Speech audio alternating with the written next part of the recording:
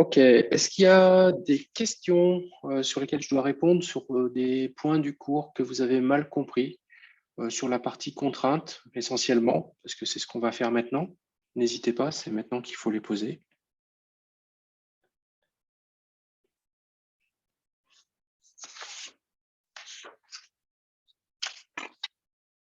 Pas de questions. Ok, ça marche. Donc ici, l'exercice est en deux parties. C'est un exercice un peu particulier puisque on vous fournit finalement un tenseur des contraintes. Donc il est un peu particulier et on va essayer de regarder, entre autres, s'il respecte l'équilibre en tout point du volume. Donc l'équilibre, donc on donne en fait sigma. C'est des exercices qui sont très pédagogiques, on va dire, mais qui n'ont rien de très physique. C'est-à-dire que ça, c'est pas la vraie vie. Dans la vraie vie, on va jamais se donner un tenseur des contraintes, c'est très très rare. On va plutôt mesurer des déplacements, obtenir des déformations et par la loi de comportement avoir le tenseur des contraintes. Mais bon, ici, on se donne un tenseur des contraintes qui a une certaine forme.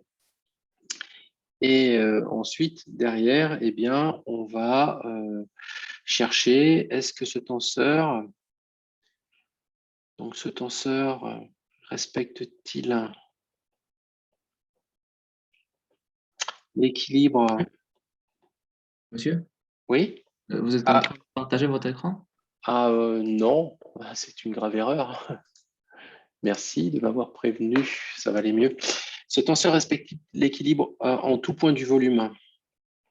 Donc ça va être une première question. Alors, qu'est-ce qu'on doit vérifier pour vérifier ça, en fait? Juste, excusez-moi, les autres, vous voyez ou pas? Parce que moi, ça charge. Ah, ouais. Non, toujours pas. Non, non, il y a un problème. J'ai un problème. Attendez, je vais mettre l'enregistrement en pause.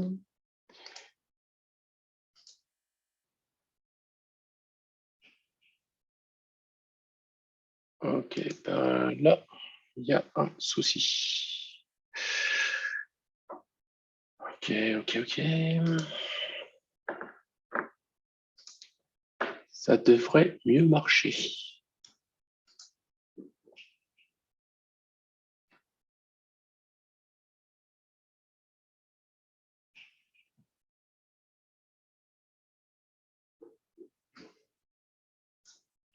Ça y est.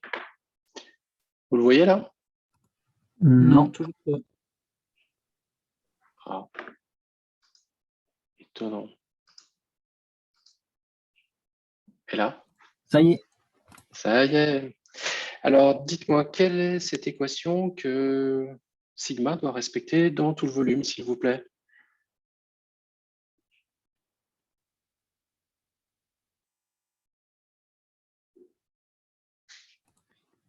Divergence de sigma plus f FD. égale. 0, parce qu'on est en statique. Alors, il ne doit pas respecter ça. Normalement, il y a une autre chose qu'il doit respecter en tout point du volume. La symétrie. La symétrie, tout à fait. Merci beaucoup. Donc, effectivement, on va regarder ça.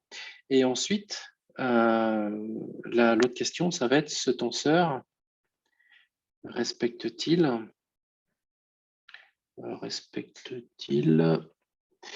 les équilibres aux limites, ce qu'on appelle les conditions limites.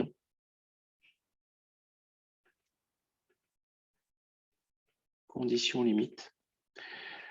Qui sont par rapport à la dialectique MMEF, en fait, ce sont des conditions limites de type Neumann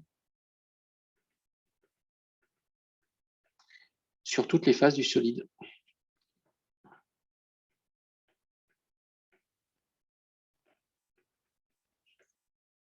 Bon, grosso modo, ça va être ça, l'exercice.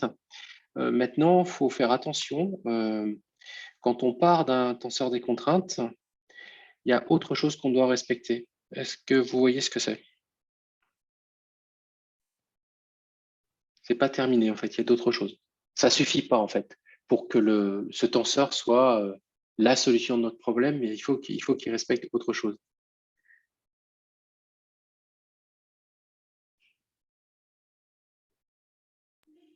C'est pas encore les lois de comportement, non? Alors, en fait, les lois de comportement, c'est pas une question de les respecter ou pas. Ça, c'est automatique. C'est-à-dire que à partir du moment où on a une loi de comportement, on va pouvoir passer de sigma à epsilon.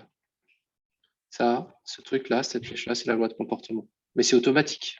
C'est pas une question de respecter quelque chose.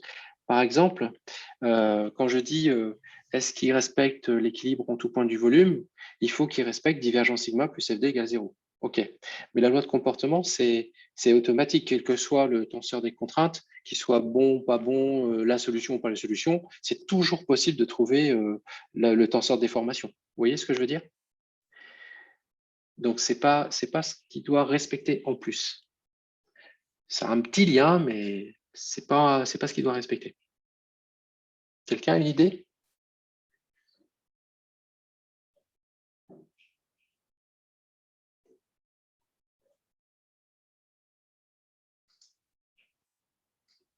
N'hésitez pas, hein, exprimez-vous.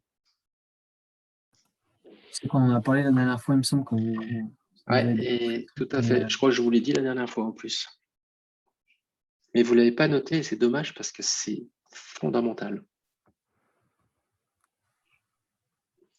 Donc sur les 24, là, il n'y en a aucun qui a le souvenir de ça? C'est pas en surfacique que. Ça, c'est ce qu'on a écrit là.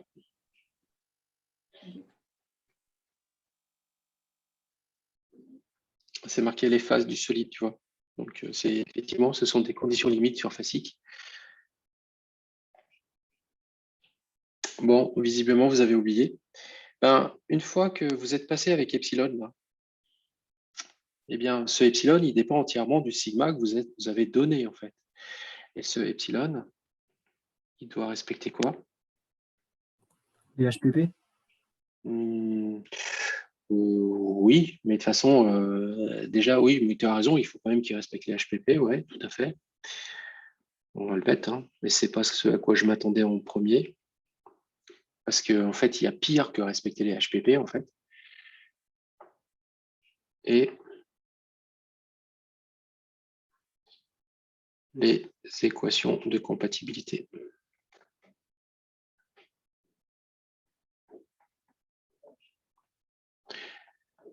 Vous vous souvenez de ça ou pas, de quand je l'ai dit? Ou vous l'avez vu en cours, hein, normalement. Ça, vous avez dû voir ce que c'était.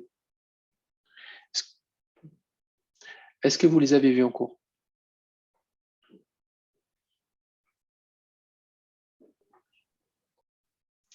Le grand silence. Ouvrez votre polycope de cours, trouvez-moi les équations de compatibilité, s'il vous plaît.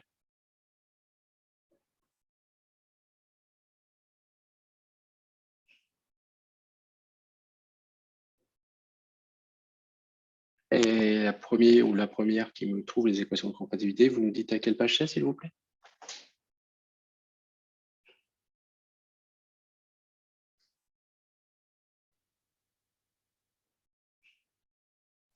Cours 3, page 21.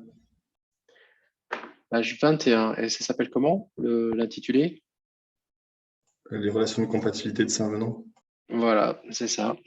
Donc, ces équations que vous avez développées, elles s'écrivent de façon condensée, rotationnelle gauche du rotationnel droit de epsilon égale 0.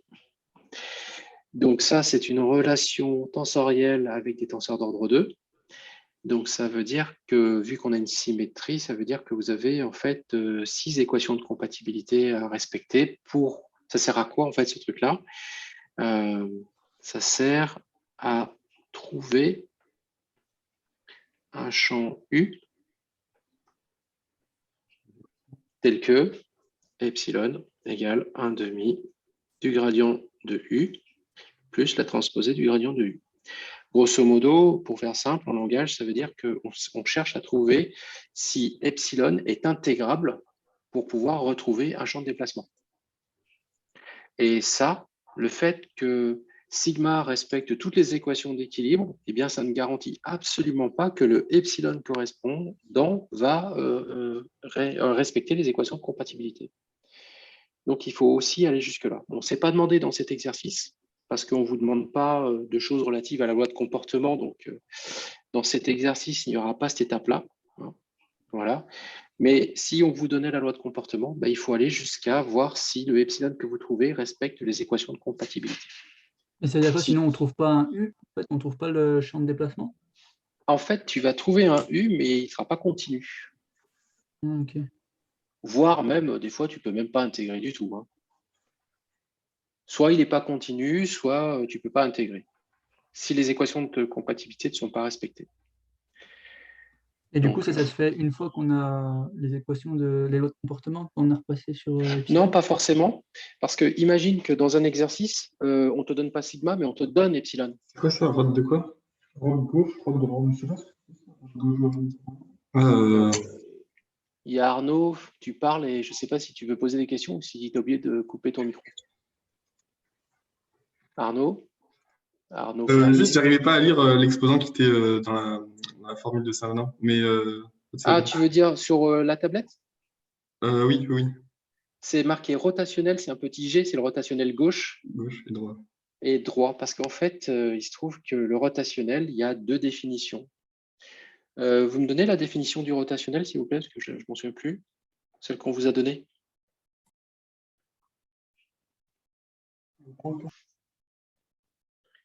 Je n'ai pas entendu. Il faut faire appel à vos souvenirs d'algèbre tensorielle que vous avez eu au tout début. D'analyse tensorielle, pardon.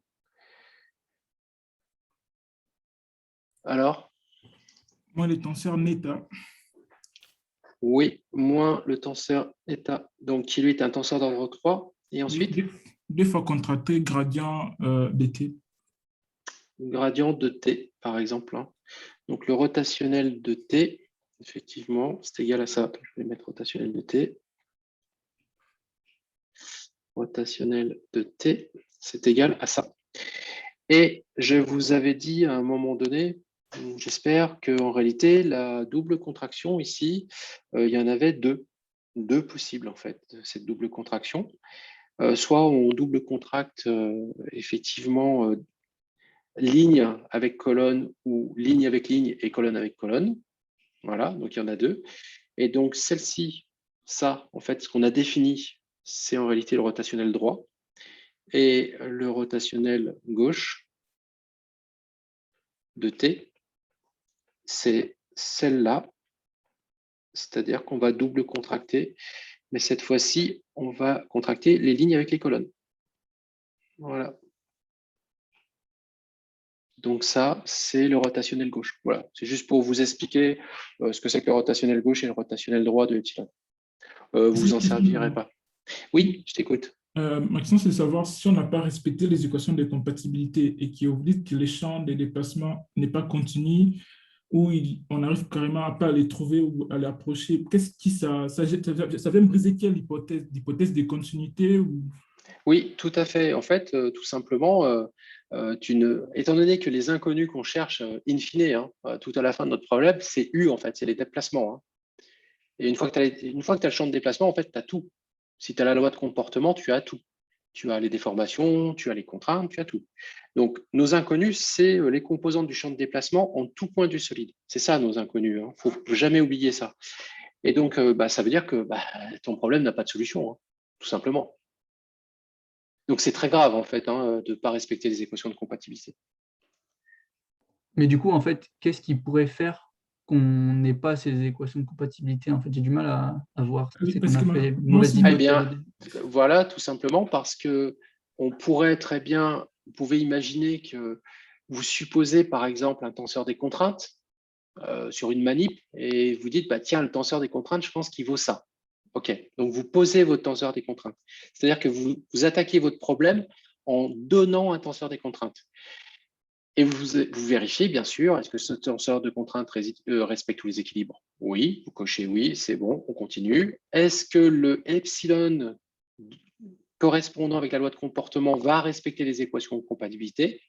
Oui, OK, c'est bon, ça veut dire qu'on peut trouver notre solution. Non, il n'y aura aucune solution. En fait, ça dépend. Je vous avais fait une petite frise la dernière fois. Hein, vous avez eu Ensuite, vous allez trouver les déformations. Ensuite, vous allez trouver sigma. Et à la fin, là, vous allez avoir en fait ce qu'on appelle les intégrales sur les surfaces de T, ds. Et là, vous allez avoir en fait quelque chose qui va être équivalent aux efforts extérieurs, c'est-à-dire l'intégrale de TD ds. Et ça, en fait, c'est les résultantes externes. Par exemple, ça, c'est la résultante externe. Donc, vous voyez, votre problème, vous pouvez l'attaquer en commençant par là. Donc, vous supposez où vous mesurez un champ de déplacement et pop, pop, pop, pop, pop, pop, vous allez remonter jusqu'aux efforts externes qui sont imposés sur votre structure. Mais vous pouvez très bien en fait attaquer votre problème en disant je postule ça ou je postule ça en premier.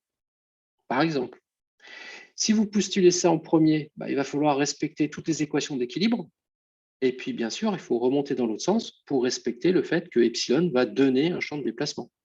Là, ici, la flèche, là, c'est les équations de compatibilité. Et si vous donnez epsilon, c'est pareil. Alors là, pour le coup, si vous donnez epsilon, il faut aller dans les deux sens. Il faut vérifier les équations de compatibilité en partant dans ce sens. Il faut aller à sigma ici, et il faut vérifier toutes les équations d'équilibre de sigma. Tout dépend de là où vous commencez votre problème. Est-ce que ça répond bien à vos questions? Ouais. Oui, c'est plus clair, merci. D'accord. Ça, c'est vraiment fondamental. Donc, s'il vous plaît, retenez-le bien parce que, encore une fois, alors, c'est vrai qu'on est un peu gentil, on vous guide beaucoup. C'est-à-dire que très souvent, quand on vous donne un tenseur de déformation, on vous dit, n'oubliez pas de vérifier les équations de compatibilité, n'oubliez pas de vérifier les équations d'équilibre. Enfin, le problème amène à ça, si vous voulez. Mais de ces quatre, on va vous donner un tenseur des contraintes et si ça se trouve, ce tenseur des contraintes, il sera totalement faux, quoi. Et le but de l'exercice, ce sera de le montrer. Donc, du coup, la seule question qu'il y aura, c'est ce tenseur-là satisfait-il, est-il solution du problème? Et il faudra répondre oui ou non, et il faudra étayer la réponse. Par exemple, ça peut être ça, un exercice. OK? D'autres questions? Allez, pas de questions, on attaque la partie 1. Alors, en fait, on a déjà fait déjà un exercice sur les calculs d'équilibre, etc. Donc, on va aller quand même assez vite là-dessus. Donc, en fait, la première question, c'est quoi? Je m'en souviens plus. Traduire l'hypothèse H3 en termes de contraintes, conditions limites. L'hypothèse H3, c'est que la face inférieure n'est pas chargée. C'est ce qu'on appelle une surface libre. Donc, la face inférieure est une surface libre. Alors, ça a une traduction mathématique.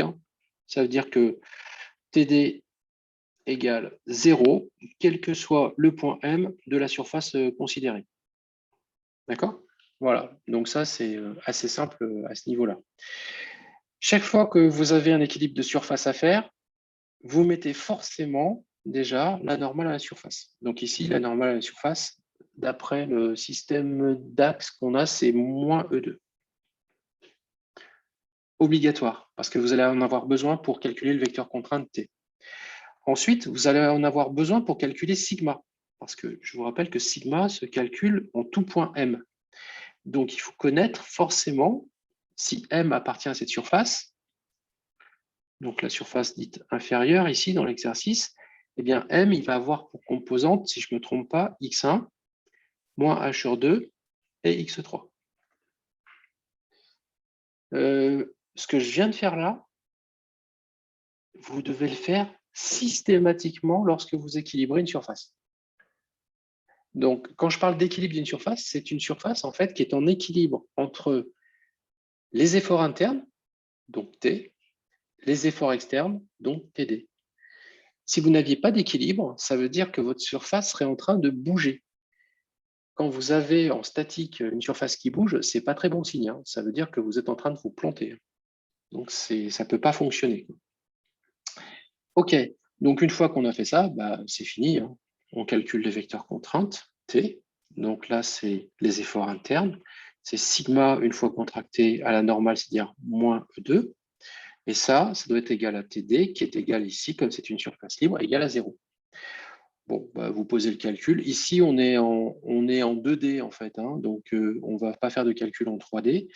Donc, le tenseur des contraintes, si vous le prenez, donc, Alors, qu'est-ce qui vaut à ce niveau-là?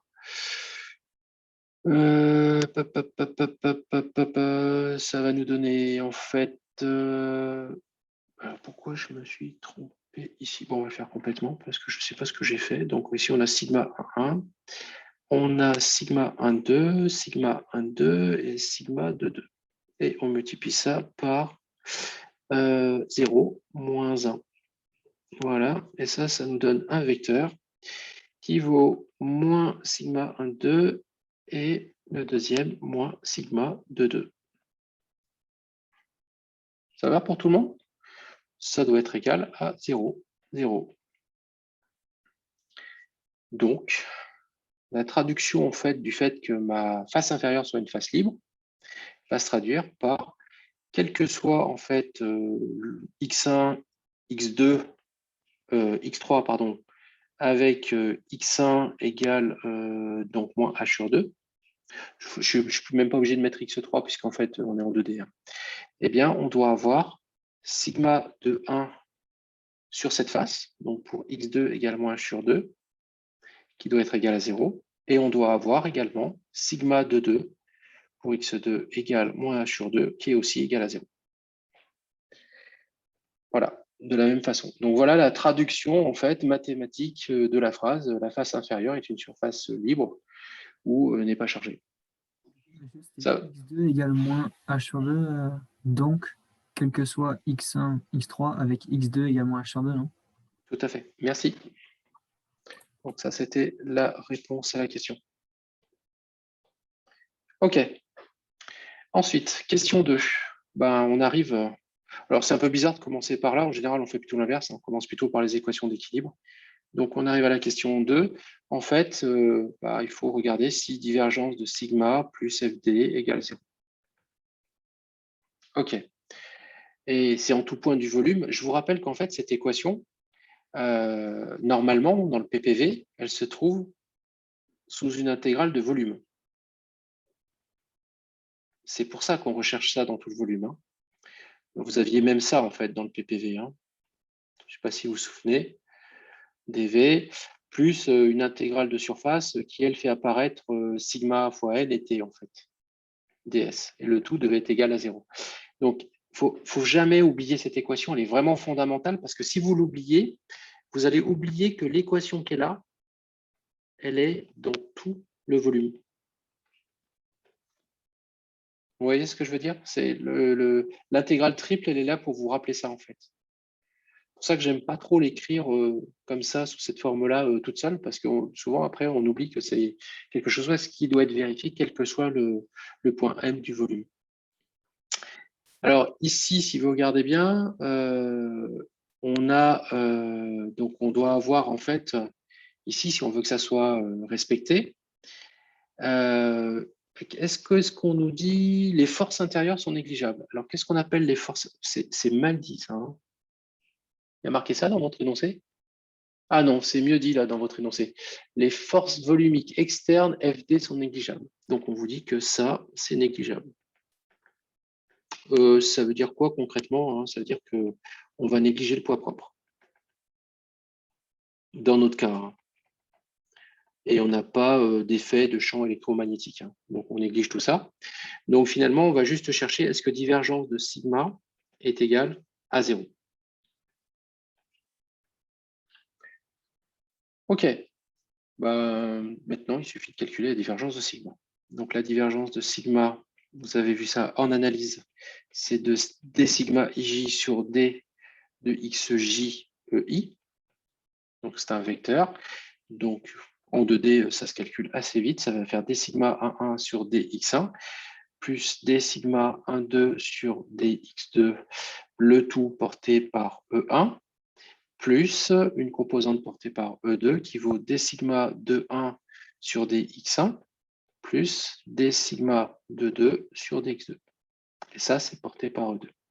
Voilà, ça, c'est la divergence. Alors, ça, je vais appeler ça l'équation 1. Voilà. Et ça, je vais appeler ça l'équation 2. Puisque c'est une relation vectorielle, hein, en réalité, j'ai deux équations. Je suis dans le plan. Hein.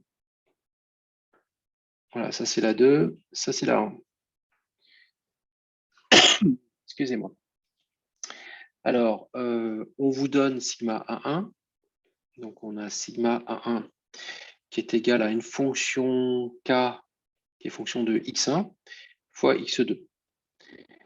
Donc, du coup, vous pouvez en déduire grâce à l'équation 1.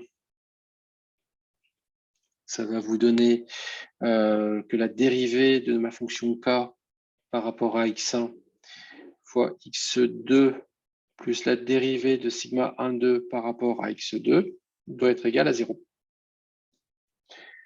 Vous intégrez ça, puisque c'est X2 ici que vous cherchez, et ça va vous donner que sigma 1,2, c'est moins 1 demi de X2 au carré. Il nous reste notre D2K sur D de X1 ici, hein, plus une fonction f de X1, qui est inconnue à ce stade-là. Alors, comment est-ce qu'on va faire pour déterminer ce que vaut en fait X1? Eh bien, on va simplement regarder on va regarder l'hypothèse H3. Et l'hypothèse H3, qu'est-ce qu'elle nous dit? C'est celle qu'on a traduite tout à l'heure. Ça servait à ça de faire la traduction. Elle nous dit que sigma 1,2 en x2 égale moins h sur 2 doit être égal à 0. Sinon, mon équilibre n'est pas respecté. Ça va me permettre de lever ma fonction d'intégration.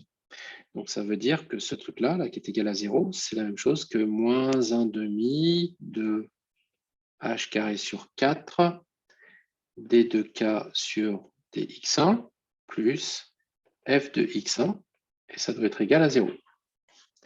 Et ça va vous permettre de déterminer ce que vaut f de x1.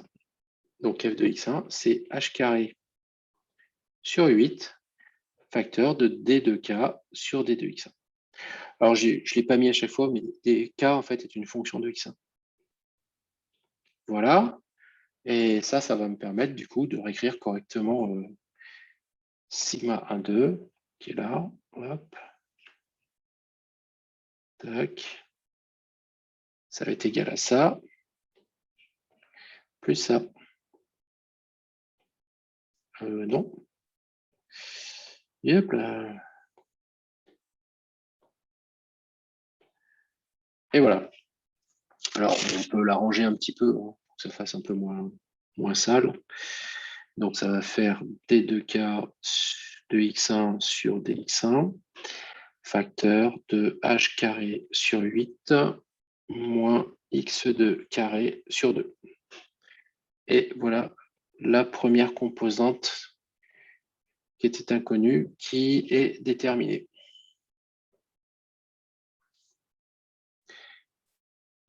Tout va bien pour tout le monde là? En fait, on ne fait rien de très intéressant hein, d'un point de vue mécanique là. Hein. C'est vraiment que des maths de très bas niveau, quoi. Hein. Donc, je ne pense pas que ça pose trop de problèmes, mais j'ai pu peut-être sauter un truc, donc n'hésitez pas. Hein. Dites-moi si ça va bien, si vous avez bien compris. Hein. Ça va. Merci beaucoup. Ensuite, on va faire pareil. On va prendre l'équation 2, donc l'équation numéro 2 là.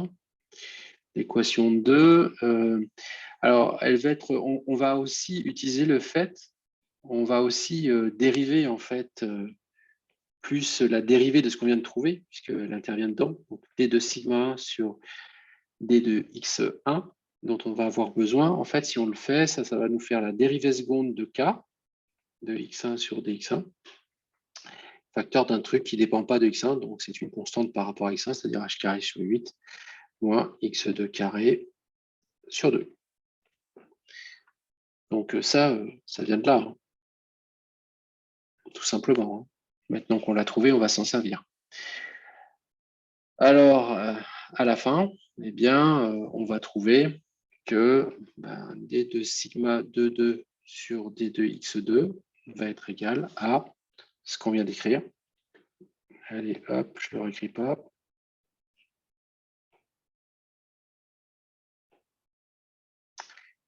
Voilà. Voilà, c'est tout. Et une fois qu'on a fait ça, on intègre. Allez, on y va. On intègre cette expression et on va trouver sigma de 2 qui va être égal. Alors, vu qu'on intègre par rapport à quoi on intègre non, on intègre par rapport à x2. OK, donc du coup, bah, le premier terme, là, ça ne va pas changer. Celui-là, il ne bouge pas. Et l'autre, par contre, ça va nous donner alors le h carré sur 8. Pourquoi j'ai un truc qui est faux là. J'ai un truc qui est faux. Ah oui, parce que quand j'ai dérivé... Non, ça c'était bon. J'ai un moins là qui ne va pas. Je crois que c'est le signe, en gros, c'est plus x carré. Ouais, je me suis Le trompé. carré, c'est moins sur l'autre. Ouais, c'est pour ça. Ok, impeccable. Donc du coup, après, je vais intégrer le x2 carré sur 2. Donc ça va me faire 1 tiers fois 2. Donc ça fait 1 sixième de x2 au cube. Et l'autre, bah, ça va me faire simplement la constante h carré sur 8 fois x2. Voilà. Et puis, j'ai également une fonction g inconnue de x1 qui reste en fait. Alors, toujours pareil, en fait, H3 permet de trouver en fait cette fonction. C'est pour ça en fait qu'on nous a fait faire le problème dans l'autre sens. Alors, on y va. Pas cette fois-ci, on va utiliser l'autre. Donc, sigma de 2 de moins h sur 2 qui est égal à 0. Alors, c'est x2 qui est égal à moins h sur 2. Donc, ça fait la dérivée seconde. Alors, il faut qu'on fasse tout le calcul. La dérivée seconde de k x1 sur dx1. On remplace x2 par moins h sur 2. Donc, ça fait moins h cube sur 48. Et là, on a un plus h cube sur 16 fois 3. Je ne vais pas tout détailler, plus g de x1, et tout ça, bien sûr, c'est égal à 0. C'est l'hypothèse H3. Donc, ça va vous donner directement ce que vaut g de x1. Donc, g de x1, en fait, vaut la dérivée seconde de k par rapport à x1, facteur de h cube sur 24. Ça, une fois que vous avez simplifié mon petit calcul, là, ça vous donne ça. Et donc ça va vous permettre de trouver ce que vaut sigma de 2. Je ne vais pas mettre à chaque fois la fonction 2 parce qu'ils sont fonction de tout. Et sigma de 2, en fait, c'est la dérivée seconde de k par rapport à x1, facteur de... Alors, du coup, une fois que vous avez tout combiné, ça vous donne 1 sixième de x2 au cube, moins h carré sur 8 de x2, et moins h cube sur 24. Alors, quand vous obtenez ce genre d'expression, si vous ne voulez pas trop vous planter ou savoir si vous êtes planté, vous regardez que c'est tout homogène. Donc ici, en fait, j'ai des longueurs au cube. Dans ce premier terme-là, là, j'ai des longueurs au cube, là, j'ai aussi des longueurs au cube, et là, j'ai des longueurs au cube. Donc, c'est parfait. Au moins, déjà, je suis homogène. Après, bon, il faudra aller un peu plus loin, il faudrait vérifier que c'est bien homogène à une contrainte. Mais ça, je ne peux pas trop le savoir parce qu'on ne m'a pas donné l'unité de K, en fait. Donc, du coup, il ne me semble pas. Je pense même que c'est même une des questions à un moment donné. OK. Ça marche. Voilà, on a répondu en fait à la question complètement, puisqu'on a déterminé sigma 1,2 et sigma 2,2 en tout point du solide. Donc ça s'est fait par l'intégration de l'équation d'équilibre dans tout le volume. Et grâce aux conditions limites en surface, on a pu lever les constantes ou les fonctions, en fait, dépendant donc de x1, entre autres ici. Donc ça, c'est une méthode assez générale quand on part d'un tenseur des contraintes ou qu'on le cherche, c'est-à-dire qu'on ne sait pas exactement quelle forme il a, on va postuler qu'il est d'une forme de certaines fonctions, c'est ce qu'on a fait ici. Eh bien, on peut, dans des cas simples comme celui-ci, carrément intégrer l'équation d'équilibre dans tout le volume, c'est-à-dire la divergence de sigma égale à 0, pour pouvoir trouver quelque chose qui va être fonction de fonctions variables comme f de x1 et g de x1, et on lève les fonctions par les équations d'équilibre à la surface de notre solide. OK. Jusque-là, tout va bien. Ensuite, on vous demande quoi? Pof, pof, pof, ça, on a tout fini. Calculer le vecteur contrainte en un point. Donc, ça, c'est la question 3. On a été, c'est ça, la question 3. Donc, vecteur contrainte. Pardon, vecteur contrainte. En un point où? Où est-ce que c'est ce point? À une section droite d'abscisse X1 quelconque, figure 5. OK, ça marche. Exprimez alors les valeurs, etc. Donc, effectivement, on a, moi, je vais dire, on est en un point P, c'est-à-dire qu'on a X1 qui est donné. Voilà. Et puis, du coup, on a X2 qui va pouvoir se balader entre moins H sur 2 et plus H sur 2.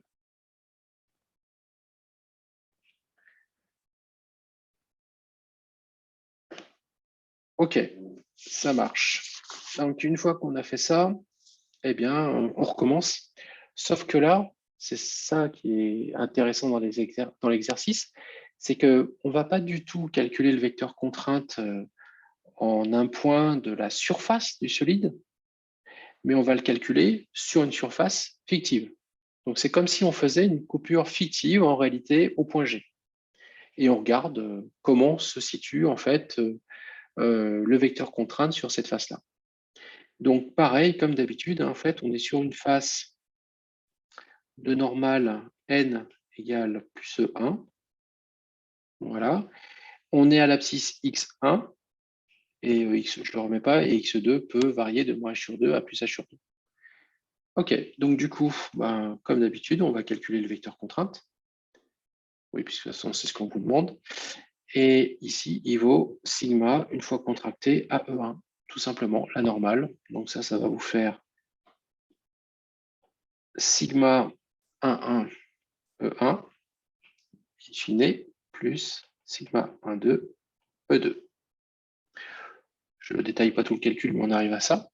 Et donc, ça va vous faire K de X1, X2 porté par E1, plus la dérivée de K par rapport à X1, facteur de H carré sur 8 moins X2 carré sur 2. Et ça, c'est porté par E2.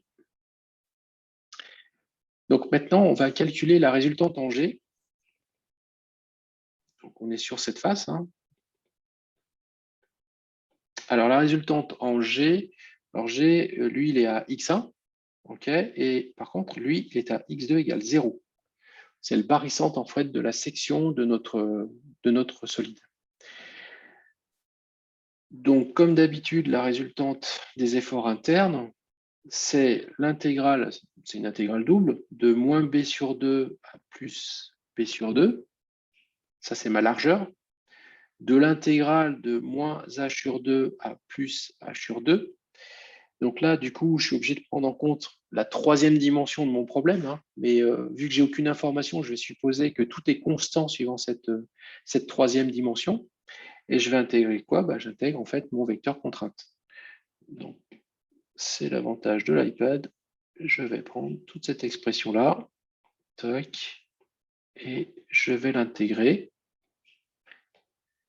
sur cette face. Et cette face, en fait, elle a pour axe l'axe E2, E3, hein, c'est le plan E2, E3. Donc ici, j'ai dx2, dx3. Ça, donc je vous le redis, hein, ça c'est ni plus ni moins que le t que j'ai trouvé juste au-dessus. Tout ça, c'est le t que j'ai trouvé juste au-dessus. Bon, là, rien de bien particulier. Il faut simplement tout intégrer. Je ne vous fais pas le calcul en détail. Hein. Il ne pose aucun souci. Il ne faut juste pas se tromper. Donc, voilà. Et si vous menez tout le calcul en détail, vous allez trouver que la résultante des efforts internes, c'est ph³ sur 12, facteur de dk de x1 sur d de x1, E2. Voilà. Et dans l'énoncé, alors je ne sais plus à quel endroit c'est. Oui, si c'est juste en dessous. Donc si on regarde l'énoncé, cette chose-là, dans l'énoncé, ils l'ont appelé f de x1 porté par E2. Alors, dans la théorie des poutres, ce f, il ne s'appelle pas f, il s'appelle T2. Voilà, c'est son petit nom en fait. Il dépend effectivement de x1 et il est porté par E2. Ça, c'est dans la théorie des poutres. Alors, pourquoi on l'appelle T2? Regardez bien en fait pourquoi. Alors, le T, ça veut dire quoi? T, ça veut dire tranchant. Effectivement, si vous regardez un effort interne à l'intérieur donc de la poutre qui est suivant E2, c'est que vous êtes en train de trancher la poutre dans sa section. C'est-à-dire que vous êtes en train de la trancher par rapport à la normale E1. Donc voilà pourquoi ça s'appelle en fait un effort tranchant. Donc T2, c'est effort tranchant. Alors vous en avez un autre qui s'appelle T3, c'est l'effort tranchant suivant 3. Ok, donc une fois qu'on a fait ça, alors là, ça veut dire que maintenant, je vais regarder, je vais avoir besoin d'un autre point courant, donc mon point P en fait, c'est ce que j'avais mis au départ. Alors, il faut simplement, je vais vous faire un petit dessin pour que vous voyez bien. J'ai ma poutre qui est dessinée comme ça. Là, ça, c'est ma section, la surface virtuelle que j'ai découpée. Là, j'ai E1, comme ça. J'ai E2 qui est vers le haut, là. Voilà. Ça, ce que j'ai dessiné, c'est mon point G. Et là, j'ai mon point P, qui est dans la même section. Donc, pour calculer le moment, je vais avoir besoin du vecteur GP. Et le vecteur GP, ça va être égal à x2 E2 plus x3 E3. Si je vous le fais dans l'autre sens, le dessin, donc cette fois-ci vu comme ça, toc, toc, toc, vu d'ici, vous allez obtenir la section, là, comme ça, elle n'est pas forcément carrée d'ailleurs. Vous avez E2 qui est comme ça, vous avez E3 qui est comme ça, celui qu'on n'a encore jamais dessiné, et votre point P, par exemple, il peut être là. Voilà, ça c'est P, et là il y a x3, x2. Ok, donc la surface, en fait, je ne l'avais pas dessinée tout à l'heure, mais c'était déjà cette surface-là sur laquelle on a fait notre intégrale. Cette surface-là, là, tac, tac, c'est pour ça qu'on a dx2, dx3. Ok, on y va. Donc ici, je vais calculer mon moment résultant interne par rapport à G. Alors c'est un petit peu lourd, je l'écris juste une fois. Donc là, c'est ma première intégrale, elle est moins b sur 2 à plus b sur 2. Alors, vu que celle-là, c'est celle qui concerne dx3, en fait, ça va faire b, tout simplement. C'est pour ça que tout à l'heure, on a trouvé le b. Ensuite, la deuxième, c'est moins h sur 2 plus h sur 2. Donc ça, c'est celle qui nous intéresse. Et on fait exactement pareil. Donc gp, c'est x2, e2 plus x3, e3, vectoriel. Et là, je vais aller rechercher mon joli T qui est là-haut. Voilà. Toc. Et je l'amène ici. Toc. Je ferme ma parenthèse ici. Voilà. Et le tout, c'est bien sûr, comme d'habitude, dx2, dx3. Ok. Pareil, je ne vous fais pas tout le détail de l'intégrale. Ça, je vous laisse le refaire à titre d'exercice, puisque ça, c'est typiquement le genre de problème que vous pourriez avoir au devoir de synthèse. Eh bien, vous allez trouver à la fin B, facteur de l'intégrale de moins h sur 2 de A plus h sur 2. Alors, en fait, j'ai fait toutes les simplifications et de moins x2 carré kx1 porté par E3 dx2. Il va vous rester plus que ça, en fait. Et ça vous fait moins b. Et la primitive, c'est k de x1, 1 tiers de x2 au cube entre, je suis trompé là, moins h sur 2 et plus h sur 2. Au final, on va avoir notre moment résultant interne par rapport à G, qui va être égal à moins kx1 ph cube sur 12, encore une fois, on le voit réapparaître, qui est égal, cette fois-ci, d'après l'énoncé, à mf de x1. Et ce mf de x1, c'est ce qu'on appelle le moment de flexion autour de l'axe 3. Il manque un truc là. J'ai mon vecteur E3 qui a disparu, là, c'est pas normal. Je l'ai oublié, excusez-moi. Au moment où j'étais en train de le dire, je m'en suis aperçu. Donc ça, c'est égal à mf. Alors, je crois que... Ouais, c'est ça. C'est mf, c'est pas un vecteur, ça. C'est mf de x1, c'est une fonction scalaire, mais elle est portée par E3. Voilà. Alors, on pose grand I égale bh cube sur 12.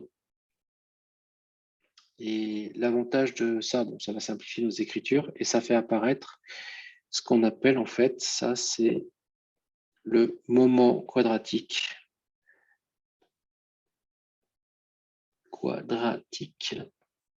de la section par rapport à, alors là on est par rapport à E3.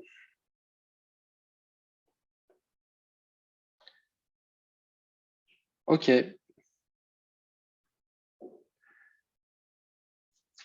Tout bon. Est-ce que vous avez des questions? Il n'y a rien de très compliqué. Ici, ce qui va être plus compliqué finalement, c'est les 3 petits points là qui sont là et les 4 petits points qui sont là. Voilà. Mais c'est que du calcul par contre. Hein. Il y a pas beaucoup de réflexion à avoir.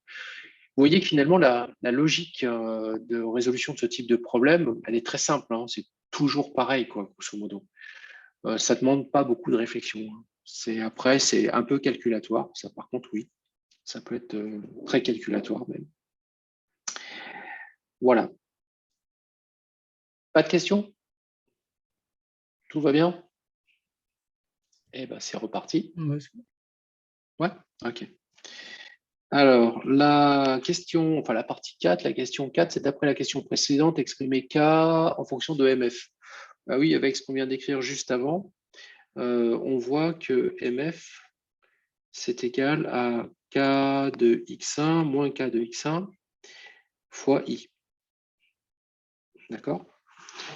Donc, en fait, on peut inverser la relation. On va trouver que K de X1, c'est égal à moins MF sur I. Donc, ça, c'est vraiment de la question très facile. Pas trop de problème pour cette question.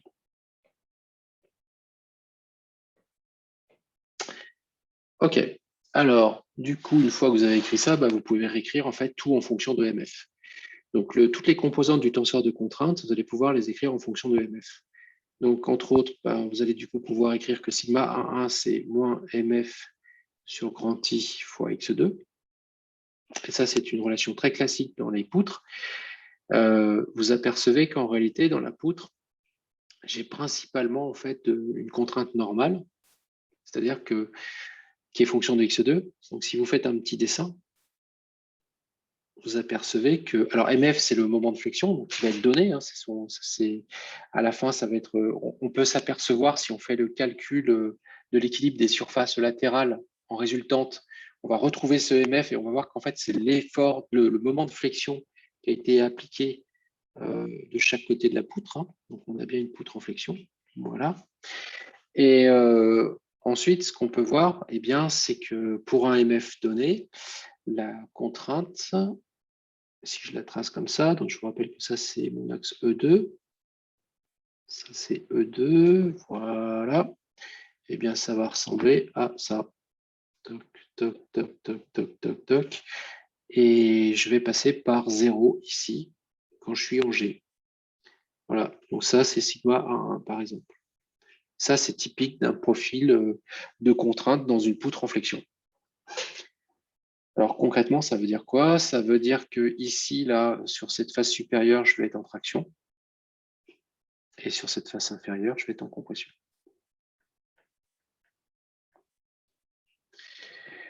Ensuite, Sigma 1, 2. Alors, une fois que j'ai tout transformé, ben, c'est la dérivée de ce moment MF par rapport à X1,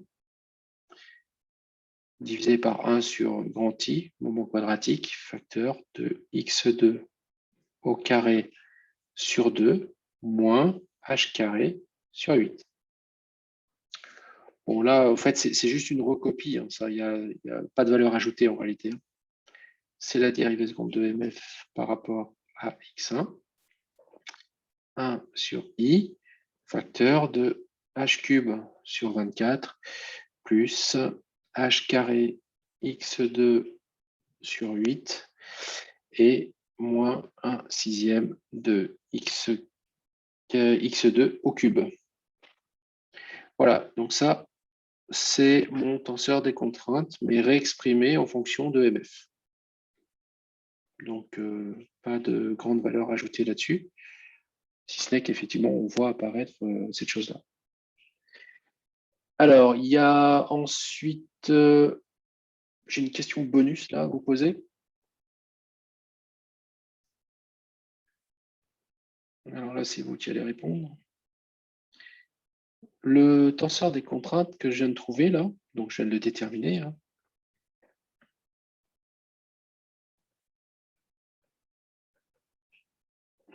est-il la solution exacte et unique du problème? J'écoute vos réponses. C'est là qu'il faudrait utiliser la compatibilité. Oui, tout à fait. Tout à fait, en fait, c'est ce que je mets dans la réponse. Hein. C'est qu'effectivement, là, vous êtes obligé normalement à ce niveau-là de vérifier les équations de compatibilité en passant par la loi de comportement. Mais comme on ne vous la donne pas, vous ne pouvez pas le faire. Donc du coup, vous ne pouvez pas tellement répondre à la question bonus là, dans l'état actuel des choses. Alors, en réalité, si vous regardez bien, on n'a pas vraiment regardé ce qui se passait partout. Entre autres, on n'a pas regardé ce qui se passait au bord, hein, sur les bords latéraux. Il aurait fallu aussi faire l'équilibre sur les bords en fait, latéraux de la poutre. Et ça, on ne l'a pas fait, c'est-à-dire c'était les faces de normal E1.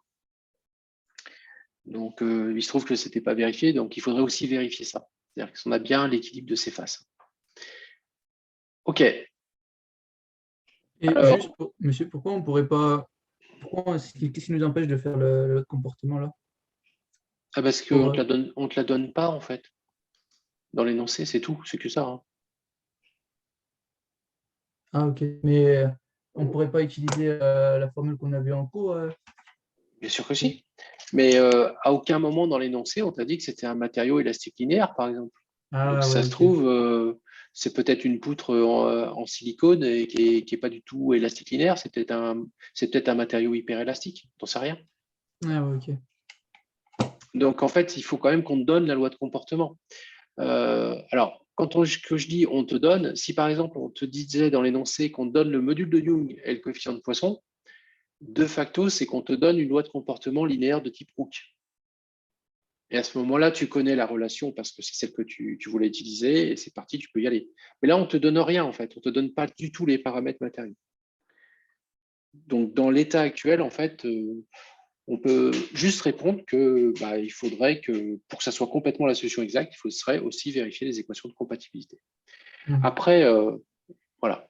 Mais là, ce n'était pas le cas. Bon, c'était déjà assez long hein, comme exercice. Hein. C'était un exercice du DS, donc c'était déjà pas mal long. Hein. OK. D'autres questions avant que je commence sur la partie B là?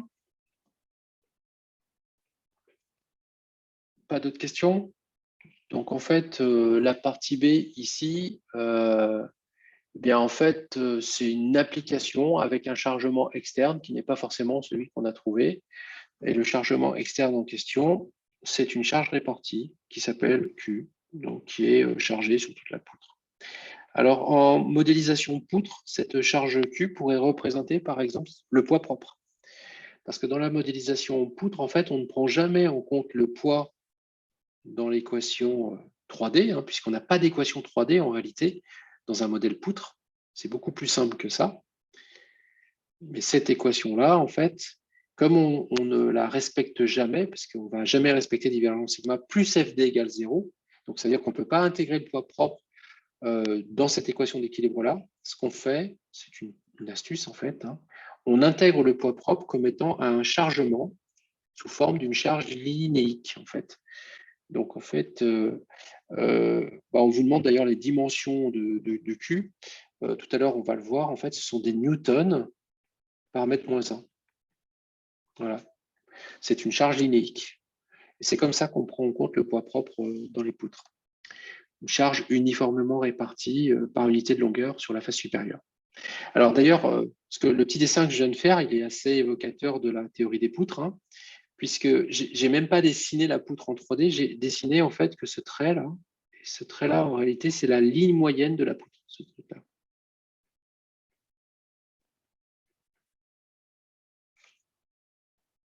OK. Donc, on y va pour la question de la partie B. Donc, on a une charge uniformément répartie. On vous donne K cette fois-ci, et on vous dit que K de X1, ça vaut dans ce cas-là Q sur 2, X1 sur grand I, moment quadratique, facteur de X1 moins grand L. Et ça va toujours être égal, bien sûr, à moins MF sur I. OK. Donc, du coup, ça va vous permettre de trouver ce que vaut MF de X1. MF de X1, c'est égal à Q sur 2, facteur de X1, facteur de L moins X1. Voilà, donc les dimensions de Q, en fait, si vous regardez bien, sachant que MF, c'est un moment, vous allez trouver effectivement, si les dimensions donc, de MF, donc les dimensions de MF, en fait, c'est des newtons par mètre.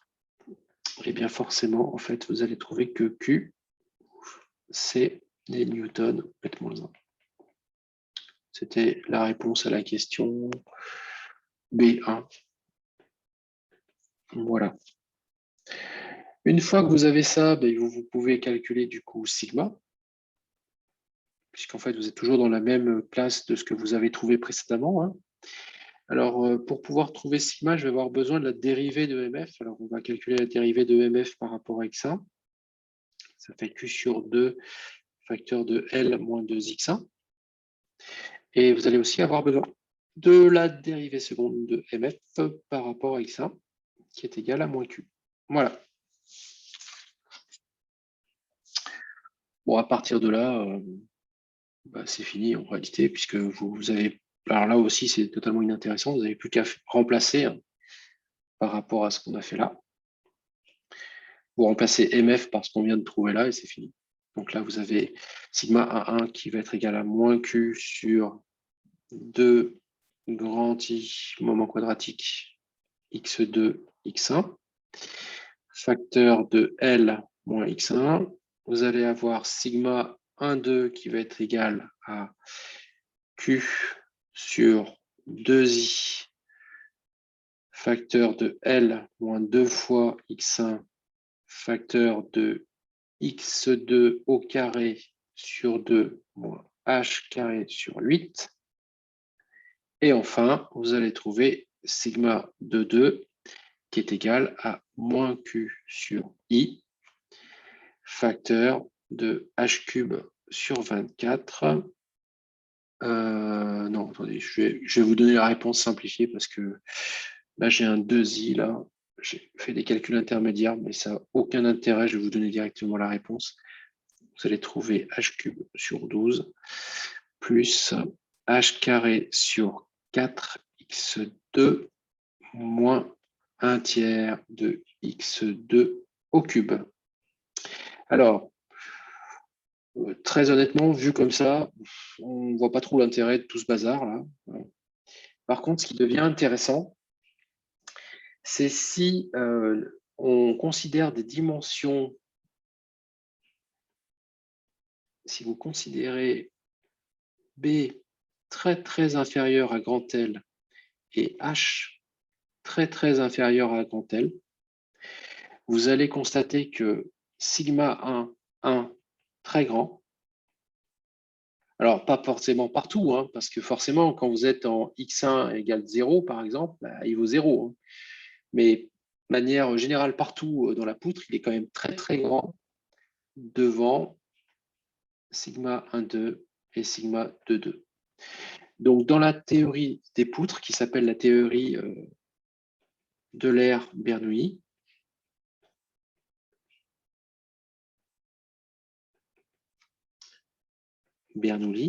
eh bien, en fait, on ne considère que la traction dans les fibres de la poutre.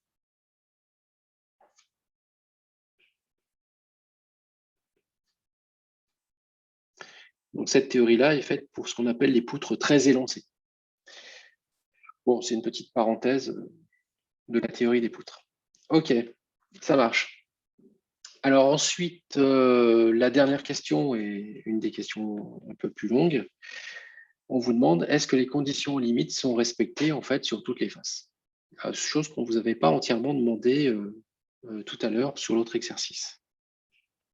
Donc, je vais nommer mes faces. Donc, celle-ci, je vais dire que c'est la face 1 qui a pour normale plus E2. La face 2, bah, ça va être celle-là. Donc, ça, c'est la face 2. Celle-ci, et sa normale, c'est E1. Celle-ci, là, dans l'autre sens, donc ça, c'est moins E2. On va l'appeler la surface 3. Et celle qui est là, qui a pour normale moins E1, ça va être la surface 4. Bon, sur la surface 3, on est toujours dans le même cadre de l'hypothèse H3. Hein. Donc, sur 3, en fait, eh ben, H3 impose TD égale 0. Ça, c'est une obligation. Si vous faites le calcul, vous placez sur cette surface 3, vous reprenez le tenseur des contraintes qui est là, voilà, tout ça, là, toutes ces composantes-là, et bien avec A, vous montrez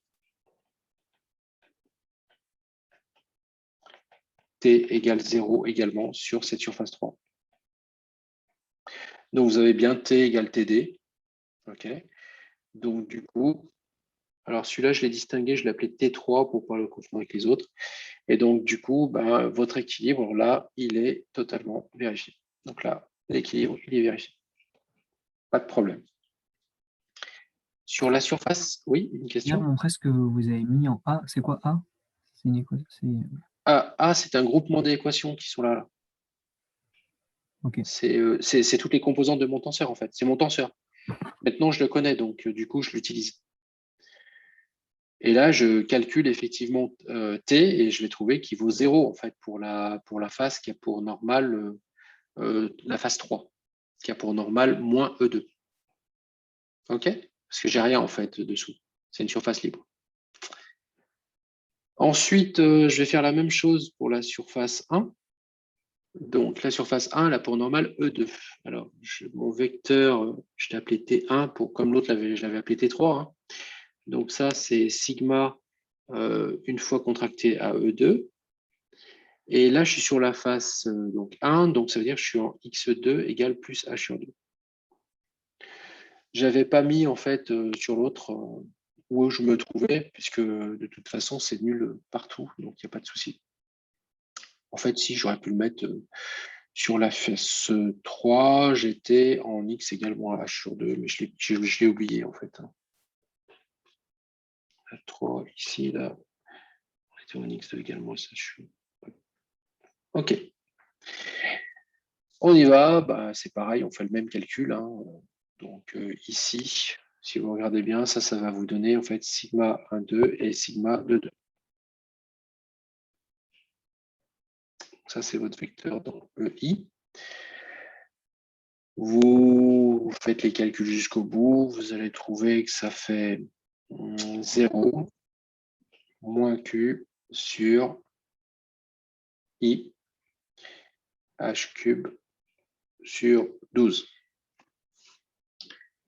Et si vous remplacez le I par BH cube sur 12, vous allez trouver que c'est égal à 0 moins Q sur B. EI. Ok, là, il faut qu'on réfléchisse un tout petit peu. Vous vous souvenez, le Q, en fait, il est comme ça.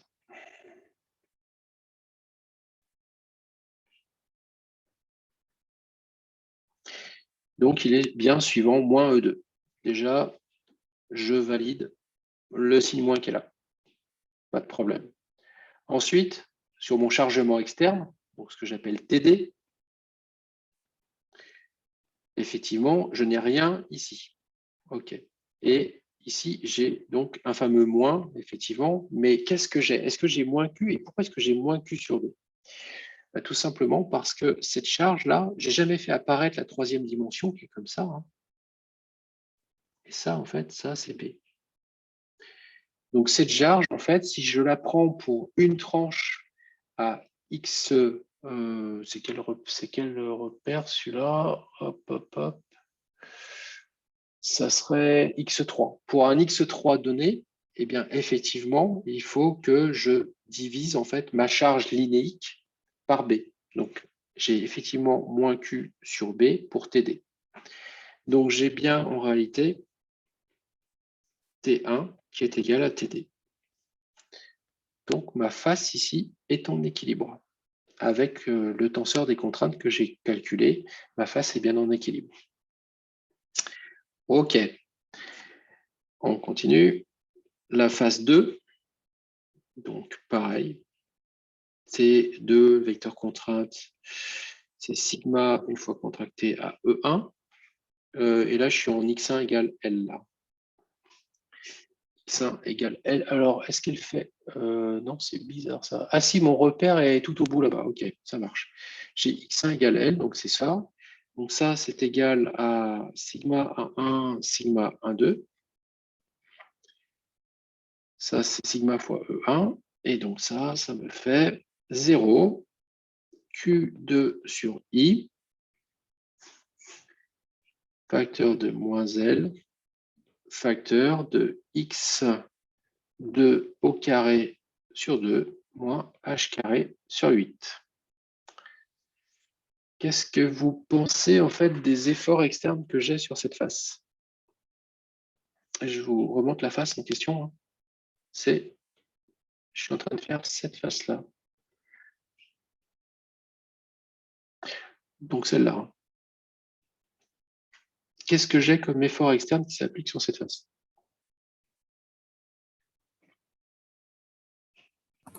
Ben, déjà, c'est normal qu'on ait 0 en E1. Ouais, ça c'est bon. Ouais.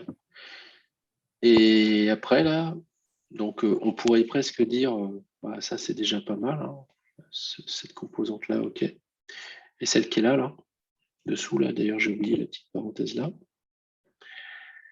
Qu'est-ce que vous en pensez de celle-là?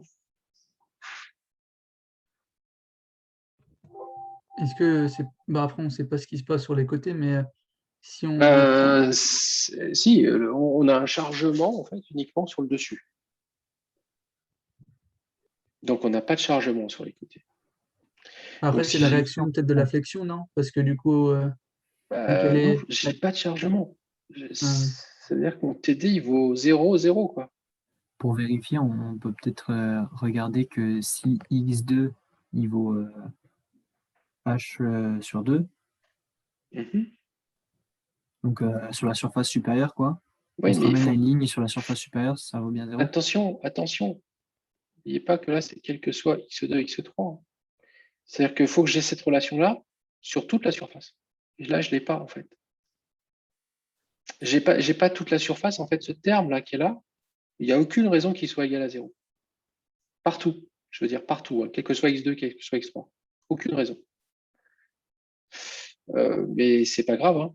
Je le savais par avance. Hein. C'est-à-dire que ici, en fait, l'équilibre n'est pas respecté.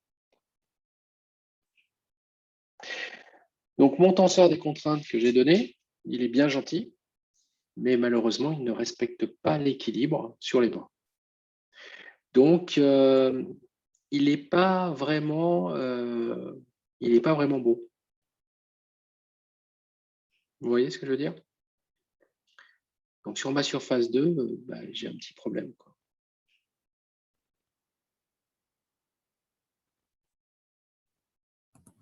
Mais pourquoi?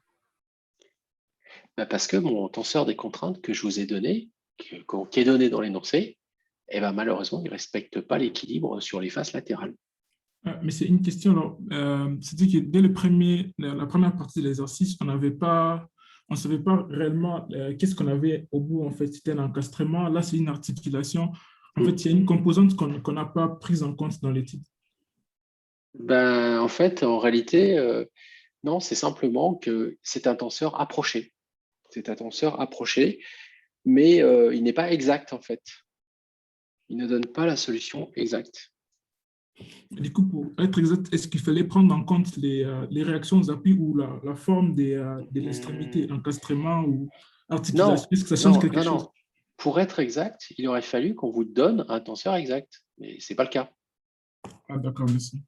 En fait, n'oubliez pas, c'est une modélisation qu'on est en train de faire et on est parti en fait d'un tenseur des contraintes. D'accord? Et il se trouve qu'en partant de ce tenseur des contraintes, bah, vous faites confiance et vous essayez de voir s'il fonctionne, s'il ne fonctionne pas, etc. Donc, vous faites confiance. Donc là, aucun problème. Mais là, on s'aperçoit bien qu'effectivement, en réalité, il ne fonctionne pas, quoi. Il ne Alors, fonctionne pas ou il va me donner un résultat moyennement précis? bah, si tu regardes bien, en réalité, avec ce que j'ai dit là, ici, là, dans ce cadre-là, s'il n'est pas très bon sur les faces latérales, on s'en fiche un peu. D'ailleurs, pourquoi est-ce qu'on s'en fiche? Parce que en réalité, ce qu'on peut montrer, c'est que l'endroit de la poutre qui va être le plus contraint lorsque vous avez une poutre en flexion sous son poids propre, c'est le milieu de la poutre.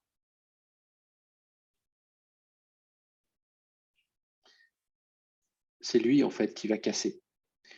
Faites l'expérience, hein, vous prenez une poutre en n'importe quel matériau, vous appuyez au centre, vous faites alors vous pouvez même faire une flexion, peu importe, hein, sous son poids propre, ou vous pouvez même faire ce qu'on appelle une flexion 4 points. Donc vous allez appuyer comme ça et appuyer comme ça, voilà. Et ben, ça cassera au centre, tout le temps. Quand vous avez une poutrelle en béton, quand elle casse en plein milieu. Elle casse en plein milieu parce que, alors si je dessine l'épaisseur ici, ben, ici, il suffit qu'il y ait un petit peu de traction ici sur les fibres, sur votre poutre en béton, et comme le béton ne résiste pas à la traction, il va se casser immédiatement. Donc la fibre inférieure va casser. Comme elle va casser, ben, la fibre qui est juste au-dessus va casser aussi, puis après c'est une réaction en chaîne et toute la poutre elle va casser. Donc en réalité, c'est vrai que ce tenseur des contraintes n'est pas terrible, mais néanmoins, il est intéressant parce que il est juste en fait au centre, il n'y a pas de problème, loin des bords, il est juste. Et il est d'autant plus juste quand j'ai cette hypothèse-là, c'est-à-dire que quand je suis sur une poutre qui est effectivement très élancée. Donc c'est pour ça qu'en fait, c'est un modèle le modèle poutre, la modélisation poutre, de toute façon, n'est pas la solution exacte 3D. Hein. Donc il faut bien le savoir, c'est vraiment une modélisation approchée par rapport au 3D. C'est d'ailleurs pour ça qu'on l'utilise beaucoup. Hein. C'est parce qu'elle donne des résultats plus facilement. Alors, quand je dis plus facilement, c'est-à-dire que analytiquement, quand on fait des calculs, c'est beaucoup plus simple que de faire des calculs en 3D. Et d'un point de vue calcul élément fini, ça veut dire que les logiciels, si vous prenez des calculs des éléments poutres, ils vont calculer des contraintes à l'intérieur des poutres avec un temps de calcul qui est divisé par quasiment 5000 par rapport à un élément 3D. Donc, c'est là où ça devient très, très intéressant. C'est pour les performances du temps de calcul, par exemple, des codes. Voilà pourquoi, en fait, on fait, même si c'est une théorie approchée, c'est pour ça qu'on utilise quand même la théorie des poutres, typiquement. Ça va pour tout le monde, là? Je n'ai pas fait la surface 4, mais c'est exactement la même chose que la surface 2, en fait. Donc, vous allez trouver qu'effectivement, l'équilibre n'est pas OK. Par contre, ce que vous pouvez faire, je ne l'ai pas fait ici, mais vous pouvez calculer sur cette surface 2 ou la surface 4, vous pouvez calculer la résultante des efforts internes. Et vous allez trouver 0. Attention, c'est que sur la surface 2 et 4. Hein, ça. Vous allez trouver la résultante des efforts internes qui est égale à 0 sur cette face-là. Et encore mieux, si vous calculez la résultante des moments internes, vous allez trouver 0. Donc, vous voyez que en réalité, c'est vrai que le modèle est faux à ce niveau-là. Le modèle, il est faux là, c'est vrai. Mais il est faux à un endroit où on est très éloigné de là où il faut qu'on fasse le calcul vraiment sérieusement, c'est-à-dire là où ça va casser. Ensuite, il n'est pas si faux que ça, parce qu'au moins, la résultante et le moment interne est nul à cet endroit-là. Donc voilà, donc il n'est pas tout à fait faux quand même. OK. Il faut voir que résoudre un problème de mécanique des milieux continus, c'est quelque chose qui est quand même très complexe. Donc on a souvent tendance à faire des hypothèses simplificatrices. Et après, toute on va dire la pertinence de l'ingénieur, c'est de trouver quand est-ce qu'il peut faire ces hypothèses simplificatrices ou quand est-ce qu'il peut les utiliser. Et c'est ça qui va faire que votre calcul va avoir de la valeur ou n'aura pas de valeur. Est-ce que vous avez d'autres questions sur cet exercice-là? OK. Alors, ce que je vous propose, on va faire un tout petit point maintenant sur la partie où est-ce qu'on en est, quoi. Qu'est-ce qu'on est en train de faire? Et vous avez vu normalement avec Monsieur Blal, parce que je crois que vous avez Monsieur Blal en cours, c'est ça? Ouais, mais cette semaine, c'était une autre personne. Ah oui, vous avez eu Monsieur Gravouille alors. Voilà. D'accord, ok. Bon, c'est parfait. Et donc, qu'est-ce que vous avez vu en cours avec Monsieur Gravouille? Loi de comportement et élasticité. Loi de comportement. Est-ce qu'il vous a dit d'où venaient enfin, pourquoi on a eu besoin des lois de comportement en fait? Est-ce qu'il vous a dit ça ou est-ce que vous l'avez retenu?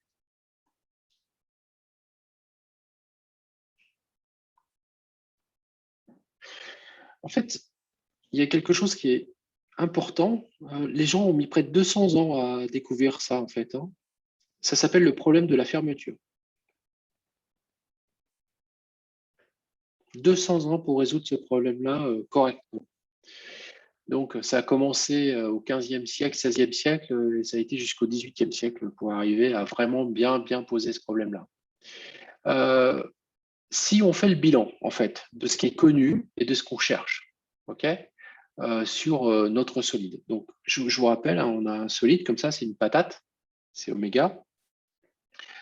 Sur cette patate oméga, vous avez en tout point du volume ce qu'on appelle les actions à distance, hein, c'est ce qu'on a noté de manière globale FD, qui peut, en général, il ne varie pas en fonction de la position du point, mais ça se pourrait, hein, si vous êtes en train de calculer, par exemple, des contraintes à l'intérieur de la Terre, FD va varier en fonction de la position du point M, puisque la gravité ne sera pas la même à la surface de la planète que si vous êtes au centre. Entre autres, si vous êtes au centre de la planète, il n'y a plus de gravité, hein.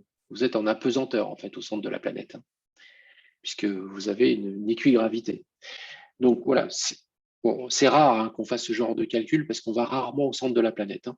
Mais sinon, vous avez FD qui est une constante, quel que soit M en fait, hein. Donc ça, c'est ce qu'on appelle les actions à distance. Ça, vous connaissez. Action à distance. Et ça, c'est connu. C'est une donnée du problème.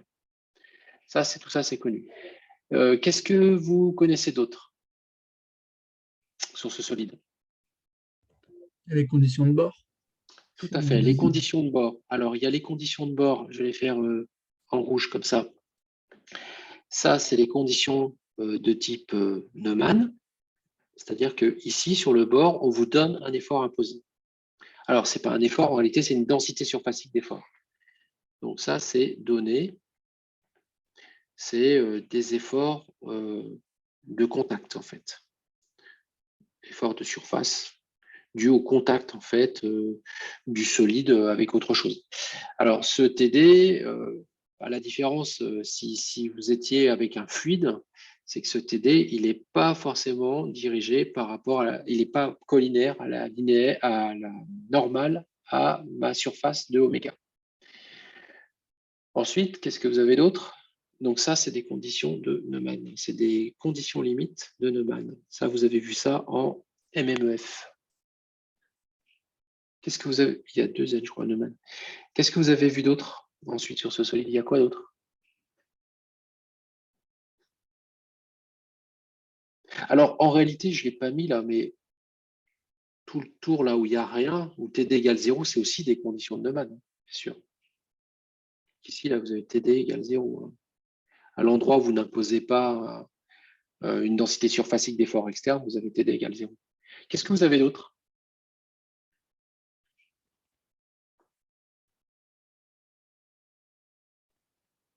Qu'est-ce que vous connaissez d'autre, en fait, sur ce problème? Imaginez votre patate, elle est posée sur une table. Bon, FD, c'est la pesanteur. Vous êtes en train d'appuyer dessus avec le pouce. Ça, c'est TD. Pourquoi elle ne bouge pas, votre patate? C'est une réaction. Oui, mais ça veut dire quoi concrètement en termes de conditions limites? Que TD Ouais. sur tout le bord, ça vaut 0. Ah non, non, non, pas du tout. Les conditions de déplacement. Oui, bien sûr. C'est une condition de Dirichlet. Condition limite de Dirichlet. Et là, on va en fait donner un déplacement. Alors, soit il vaut 0, ça c'est le cas de la table, d'accord? Soit il vaut quelque chose, là c'est qu'on est en train de vouloir faire bouger le solide. Mais dans notre cas, comme on est en statique, nos conditions de Dirichlet, elles sont toujours égales à 0 en statique, en fait, en mécanique. Donc en fait, on a eu des sur une certaine partie de la surface. Donc en général, cette partie-là de la surface, on l'appelle des ronds oméga U. C'est là où on impose des conditions de Dirichlet. Et tout le reste, en fait, c'est des ronds oméga sigma. C'est là où on impose des conditions de Neumann, c'est-à-dire soit T égale TD, soit TD égale 0. Est-ce que ça va pour tout le monde, ça? Ou est-ce qu'il y a des gens qui ne comprennent pas ce que je suis en train de dire là? Est-ce que vous faites le lien avec MMEF ou pas là? Alors, si vous étiez très très curieux, vous me diriez non. Mais comme vous n'êtes pas curieux, vous dites rien. Donc j'aimerais bien que vous me disiez oui ou non. Alors mettez-moi au moins une petite coche verte si vous voyez le lien avec MMEF. Et sinon, mettez une petite coche rouge. Donc Thomas, par exemple, ne voit pas le lien avec MMEF. Merci Thomas. Et les autres? Alors les autres, ils sont plus là, ils sont peut-être déjà en train de goûter en fait. Ou alors, À part les noms des conditions, je vois pas trop. tu vois pas le lien en fait? En fait, quand on avait des conditions de Dirichlet, c'est qu'on imposait la fonction. Ici, notre fonction inconnue, en fait, c'est quoi? La fonction primaire inconnue, ce qu'on cherche, on cherche U partout. Donc notre fonction U, c'est le déplacement. Et donc les conditions de Dirichlet, ça consiste à dire on fixe la valeur de la fonction à certains endroits. D'accord? Qu'est-ce que ça veut dire les conditions de Neumann en MMEF? C'est des conditions sur la dérivée. Tout à fait. C'est des conditions sur la dérivée. Conditions limites sur la dérivée, donc c'est-à-dire sur U'. OK. Donc ces conditions en fait sur la dérivée, eh bien elles vont se traduire en réalité, on peut le voir, on le verra après, elles vont se traduire par le fait que j'ai une densité d'effort surfacique imposée à certains points. Voilà. Donc c'est pourquoi? Parce que en fait, vous avez à un moment donné, vous allez calculer le gradient de U. Donc en fait, c'est ni plus ni moins que U', ça, en 1D. D'accord? Alors les conditions de Neumann, c'est soit sur la dérivée, soit sur le gradient de U. Si U, c'est un tenseur d'ordre 1, c'est le gradient de U, c'est pas sa dérivée. Donc ici, ça serait plutôt sur le gradient de U. Donc là, ici, ça veut dire que je vais imposer des conditions limites sur epsilon. Mais imposer des conditions limites sur epsilon, avec la loi de comportement, c'est comme imposer des conditions limites sur sigma. Et donc, si j'impose des conditions limites sur sigma, c'est que je donne un TD. Ça va?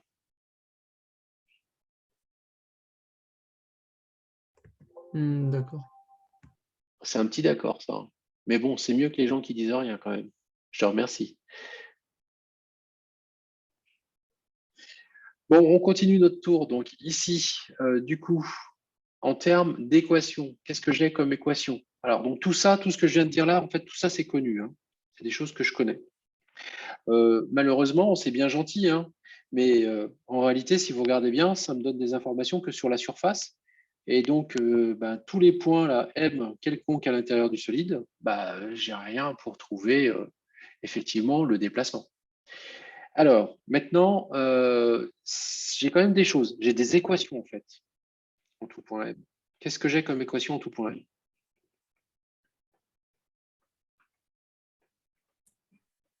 Les équations d'équilibre. Oh, tout à fait.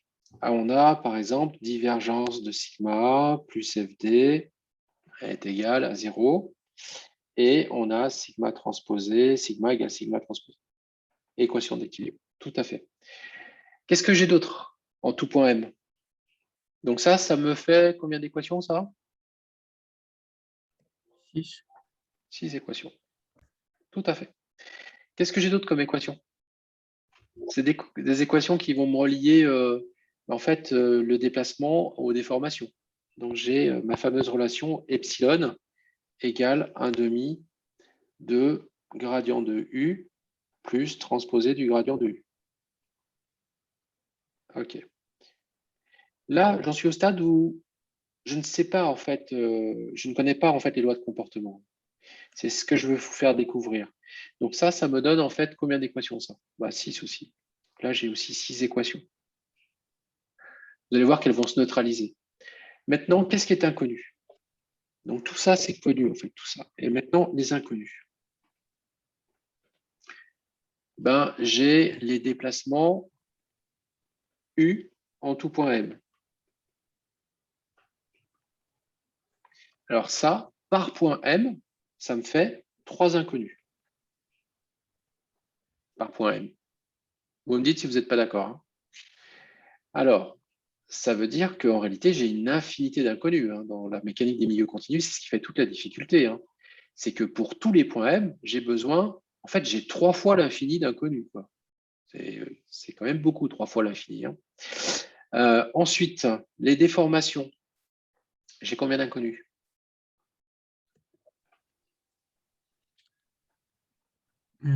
En tout point M. Selon la dimension 3, il y en aurait 9, non? Ouais, mais il est symétrique. Donc, du coup, j'ai 6 inconnus. 6. J'ai que 6 inconnus. Alors, en fait, je vous disais, ça va se neutraliser avec ça. Voilà. Et enfin, si j'ai pas, j'ai sigma. Et si je ne connais pas la symétrie, j'ai 9 inconnus. Alors, dans ces 9 inconnus, en réalité, j'en ai que 6 parce que j'en ai 3 qui vont s'annuler avec ce 3 plus 3 qui est ici. 3 plus 3 qui sont ici. Pourquoi on aurait symétrisé dans sorte des déformations et pas celui des contraintes? Tout simplement parce que quand j'ai écrit ces 3 plus 3 ici, là, en réalité, ça ne me dit pas que sigma est symétrique. Ce qui me dit que sigma est symétrique, c'est ces 3-là. Ah, okay. Par contre, quand j'ai écrit ces 6 équations-là, dedans, j'ai la symétrie de epsilon, puisque c'est la partie symétrique du gradient de U. Ça va? Ah ouais. Okay. Voilà pourquoi, en fait, là, je n'ai pas 9 inconnus pour epsilon, par exemple. Donc, j'en ai bien que 6. Et par contre, pour sigma, j'en ai bien 9. Bon, vous faites le total, vous avez en réalité 12 équations et 18 inconnus. Bon, il vous en manque 6. Il manque 6 équations.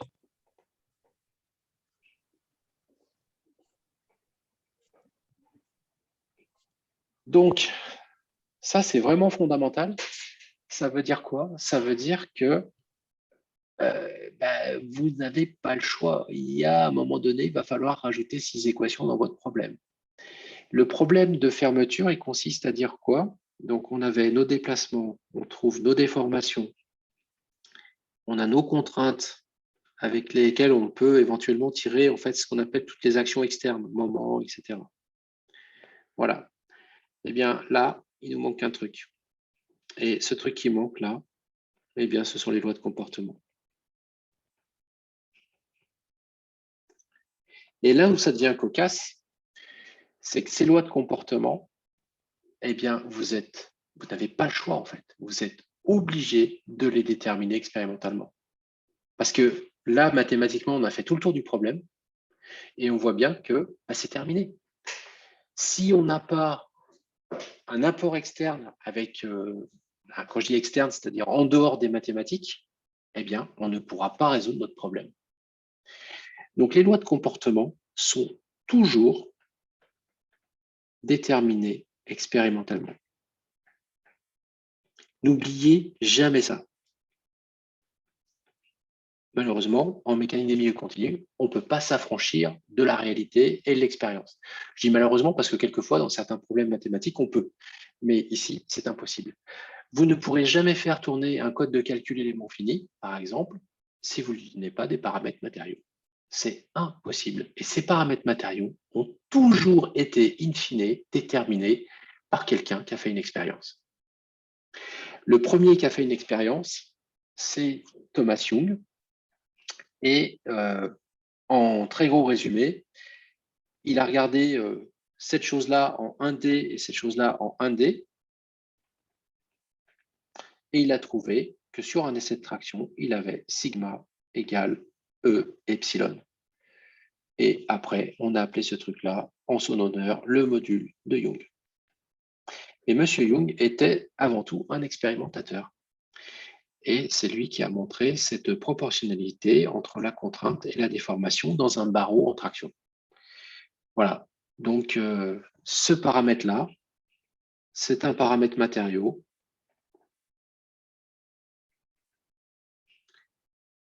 Expérimentalement déterminé.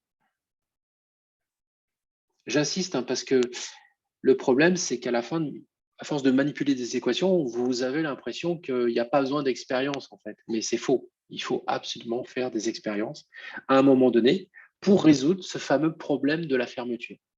Donc la fermeture, c'est parce qu'on a deux morceaux de la chaîne, U, epsilon, et des actions externes et sigma, et il faut fermer ce truc-là, là. Il faut le fermer pour pouvoir, en fait, résoudre complètement notre problème. C'est bon? Donc, la façon la plus simple de faire cette fermeture, si vous regardez bien donc en 1D, là, on a trouvé une relation linéaire entre sigma et epsilon. Alors, on est en 1D, ça veut dire que notre tenseur, en réalité, il vaut sigma 1,1 et il est égal à E fois epsilon 1,1. Cette même relation, mais exprimée de façon tensorielle, eh bien, c'est quoi? C'est de dire qu'on va avoir en fait le tenseur sigma, toutes les composantes du tenseur sigma vont être des combinaisons linéaires de toutes les composantes du tenseur epsilon. Alors, ça, c'est des choses que vous connaissez. Vous connaissez, par exemple, si vous voulez dire, si je veux, par exemple, qu'un vecteur soit une composition linéaire d'un autre vecteur, ça, vous savez faire. Mais comment est-ce qu'on fait ça entre deux tenseurs d'ordre 2? Ça, grosso modo, je veux que, par exemple, quand je vais calculer sigma 1,1, il doit être fonction de epsilon 1,1, epsilon 1,2, epsilon 1,3, epsilon 2,1, epsilon 2,2, etc., etc., c'est-à-dire toutes les composantes. Les 6 composantes, en fait, alors oui, les 6 composantes parce qu'il est symétrique, hein, donc ça ne sera pas epsilon, voilà, etc. Je ne vais pas le mettre deux fois. Donc, comment est-ce qu'on fait cette opération-là avec deux tenseurs d'ordre 2?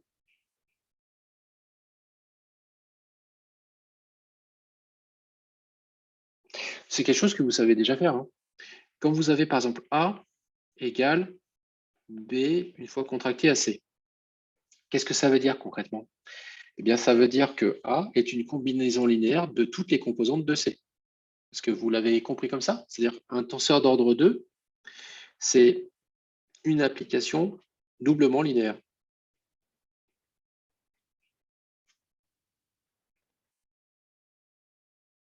Alors pourquoi doublement? Parce qu'en fait, il faut faire l'opération deux fois si on veut se ramener à un scalaire. Est-ce que vous aviez tous compris ça?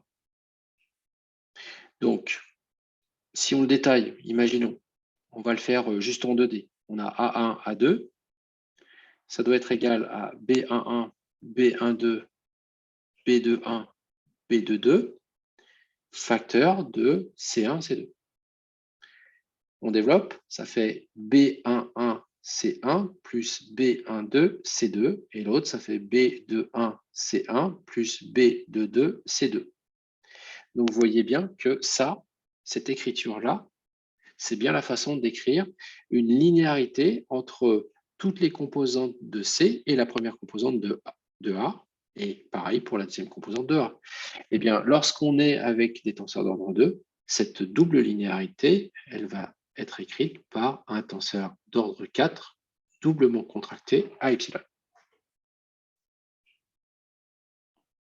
Ça va pour tout le monde? Et ça, c'est ce qu'a dû vous montrer Monsieur Graoui. Confirmez-moi ça, s'il vous plaît, ou pas, je ne sais pas.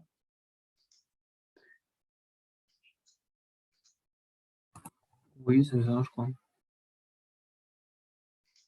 Alors ensuite, cette relation, il a dû la triturer dans tous les sens parce que le problème, c'est qu'ici, vous avez un tenseur d'ordre 4.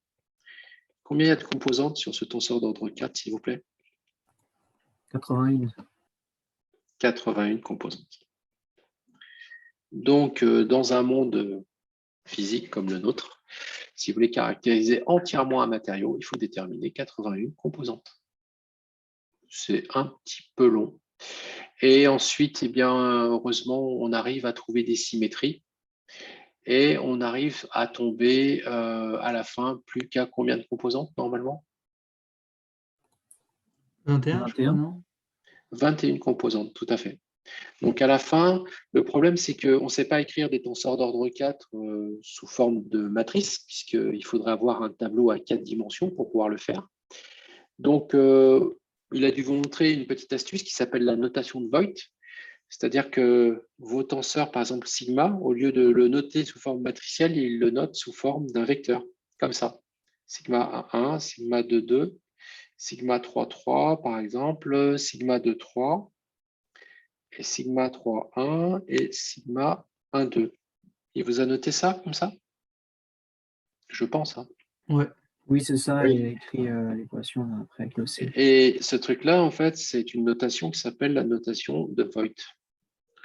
Bon, vous pouvez le noter comme vous voulez, hein, votre tenseur d'ordre 2. Vous pouvez le noter sous forme matricielle, vous pouvez le noter comme ça, peu importe. L'important, c'est de mettre la base, en fait. C'est une importance ou pas l'ordre à la fin entre sigma 2, 3, sigma 3, 1? Oui, ça a une importance, mais c'est une importance conventionnelle, c'est-à-dire que c'est pas mathématique, hein, c'est simplement pour pouvoir, on va dire, travailler avec d'autres auteurs, on essaye d'avoir tous le même ordre. Mais c'est arbitraire, en fait, hein, c'est-à-dire c'est une convention entre tous les mécaniciens. Ça répond à ta question? Ouais, merci. Ok. Et donc ça, du coup, ça va se traduire à la fin par un énorme produit, donc matrice versus vecteur colonne. Et ça va être les composantes de C, en fait, les 21 composantes de C qui vont être rangées, en fait, dans cette... Alors, en réalité, il y en a 36, hein, parce que ça fait 6 par 6. Hein, 6 par 6. Donc, il y en a 36, mais comme on peut montrer que C, en fait, est symétrique, il ne reste plus que 21 composantes. Hein. Donc, C, c'est la matrice de rigidité, c'est dû vous le dire. Et donc, tout ça, c'est à multiplier par la même chose, mais côté epsilon. Donc, epsilon 1, 1, epsilon 2, 2, epsilon 3, 3, 2 fois epsilon 2, 3. Alors, peut-être qu'il ne l'a pas noté comme ça, je ne sais pas. Là, vous allez me le dire. 2 epsilon 3, 1 et 2 epsilon 1, 2. En réalité, ça, si vous regardez bien, ça, c'est ce qu'on a appelé gamma 2,3, c'est-à-dire c'est la distorsion, ce truc-là. Et ça, c'est gamma 3,1. Ça, c'est la même chose que gamma 2,1. Donc, il a peut-être noté gamma 2,3, gamma 3,1 et gamma 2,1, je ne sais pas. Je ne sais pas ce qu'il a noté exactement. Non, on a fait les deux Vous avez fait les deux. epsilon. Voilà. Bon, si vous tombez sur des ouvrages un peu récents, le 2 qui est là, en fait, il est très arbitraire. Il se trouve que ce 2 qui est là, c'est quand on va multiplier, on va vouloir calculer l'énergie de déformation, et pour ça, on va double contracter sigma avec epsilon, ça c'est l'énergie de déformation. Mais quand on va vouloir faire ça, vous voyez que les termes de la symétrie, puisque epsilon 2,3 est égal à epsilon 3,2, epsilon 3 est égal à epsilon 1,3, etc., eh bien, ils vont intervenir 2 fois dans le calcul de l'énergie. Donc, c'est pour ça qu'on a un 2 qui est là. Dans les nouvelles notations de Voigt, on ne sait jamais hein, si vous tombez dessus, En fait, il n'y a pas 2 ici. Je vous le mets comme ça pour ne pas perturber tout. Il y a racine de 2 ici. Et du coup, il y a un racine de 2 ici. Voilà. Donc, ça peut arriver que vous tombiez sur cette notation directe-là. Vous voyez que l'important, c'est qu'à la fin, quand vous calculez votre énergie, vous allez bien retrouver 2 fois votre terme en, par exemple, sigma de 3, epsilon de 3. OK. Donc ça, effectivement, c'est cette fameuse matrice de rigidité. Et cette matrice de rigidité, dans le cas, alors encore une fois, avec plein de restrictions, dans le cas de la partie, enfin, des matériaux qui sont isotropes, donc qui ont exactement tous les mêmes paramètres dans tous les sens, quelle que soit la direction de sollicitation, là, on va trouver lambda plus 2 nu. Là, on va trouver lambda, tout ça, ce sont des paramètres matériaux, lambda, ensuite un triplet 0, lambda, la matrice est symétrique, lambda plus 2 nu, voilà, lambda, encore un triplet 0, et ensuite lambda, lambda, lambda plus 2 nu, mon triplet 0, et ici, il va me rester nu, 0, 0, nu, 0, et enfin, nu ici. Voilà. Et ça, c'est uniquement valable pour des matériaux isotropes. Et là, monsieur, les lambda et nu, c'est les coefficients de Lamé? Oui, lambda et nu, coefficient de Lamé. Tout à fait. C'est ce qu'on appelle les coefficients de Lamé. Alors, ces coefficients de Lamé, comme vous vous en doutez, la seule façon de les déterminer, c'est de faire une expérience. On n'a pas le choix. Ça va? Alors, cette jolie matrice, très souvent, en fait, on ne la garde pas comme ça parce que ce n'est pas très pratique. Hein, donc, on la développe. On développe le calcul complètement. Et une fois qu'on l'a développé complètement, on écrit la relation linéaire de façon intrinsèque. Et du coup, on trouve une loi de comportement qui est sigma égale lambda fois la trace de epsilon fois l'identité plus 2 mu fois epsilon. Voilà. Et ça, c'est ce qu'on appelle la relation de Lamé. Alors, vous voyez que ce qui est très important finalement, c'est bien d'avoir ça dans son formulaire. Hein. Ça, c'est même indispensable d'avoir ça, hein, puisque sinon, vous n'allez pas pouvoir résoudre les problèmes qu'on va faire à partir de maintenant. Mais ce que vous pouvez constater, c'est qu'en réalité, si vous ne gardez que ça en tête, ça risque de vous faire oublier qu'on est parti de là. Et qu'en réalité, la loi de comportement n'est ni plus ni moins qu'une une double linéarité entre les composantes de epsilon et les composantes de sigma. Donc n'oubliez jamais ça en fait. Hein. Donc en linéaire, pour les lois de comportement linéaire, eh bien, on a cette double linéarité entre les composantes d'epsilon et les composantes de sigma. Après, on s'amuse comme des petits fous. Hein. Cette loi de comportement, on peut l'écrire sous un tas de formes différentes. Et entre autres, alors je ne sais pas si vous l'a fait, est-ce qu'il vous l'a écrit par exemple avec les parties sphériques et déviatoriques de epsilon? Non. Je vous le fais parce que c'est rigolo. En fait, votre epsilon que vous avez là, vous pouvez le décomposer comme n'importe quel tenseur d'ordre 2 en une partie sphérique et plus une partie déviatorique. Hein. Ça va, je ne vous apprends rien. Donc, du coup, eh bien, vous pouvez remplacer dans ce que je viens d'écrire là, epsilon par epsilon sphérique plus epsilon déviatorique, et vous allez trouver une loi de comportement. C'est la même, hein, bien sûr, hein, mais sauf que vous allez pouvoir factoriser par 3 lambda plus 2 nu, et là, ça va être epsilon sphérique, voilà, plus 2 nu epsilon déviatorique. Alors, vous allez me dire, mais ça sert à quoi ce truc-là? En fait, ça sert du coup, comme ça, c'est un tenseur sphérique et celui-là, c'est un tenseur déviatorique, hein, qui sont simplement multipliés par des scalaires. Vous allez pouvoir en déduire que la partie sphérique de sigma, eh bien, elle est égale à 3 lambda plus 2 nu de epsilon sphérique. Voilà. Et vous allez pouvoir en déduire que la partie déviatorique de lambda est égale à 2 nu epsilon déviatorique. Alors, vous allez me dire à quoi ça nous sert. Simple. Dans un matériau, en fait, classique, c'est essentiellement la partie déviatorique qui va amener à la rupture du matériau. donc très intéressant de pouvoir obtenir directement le tenseur des contraintes déviatoriques. Et tous les critères, ça c'est tout utilisé dans les critères de ruine ou de rupture, hein, critères on appelle ça des critères de ruine. Le critère de von Mises, par exemple, va utiliser en fait cette partie déviatorique du tenseur des contraintes. Vous connaissez déjà peut-être de nom la contrainte de von Mises. Et ensuite, l'autre chose, c'est que pour la partie sphérique, eh bien ici, ça définit en fait en réalité un autre paramètre matériau. En fait, ça c'est 3 fois K. Et K, c'est ce qu'on appelle le module de compressibilité.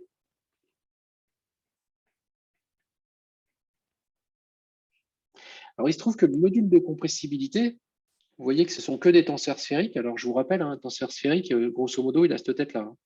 C'est-à-dire qu'il a la même valeur x là, sur la diagonale partout, et que là, il a des zéros.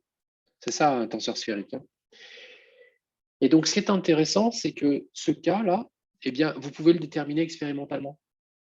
Vous prenez une sphère du matériau que vous voulez tester, vous la plongez dans un liquide sous pression. Vous allez donc appliquer une déformation sphérique sur cette sphère à cause de la pression. Si vous êtes capable de mesurer la déformation, eh bien, vous allez pouvoir remonter au epsilon déviatorique. La pression, vous allez pouvoir remonter au sigma sphérique. Ça va directement être le sigma sphérique, en fait. Et donc, du coup, si vous tracez la courbe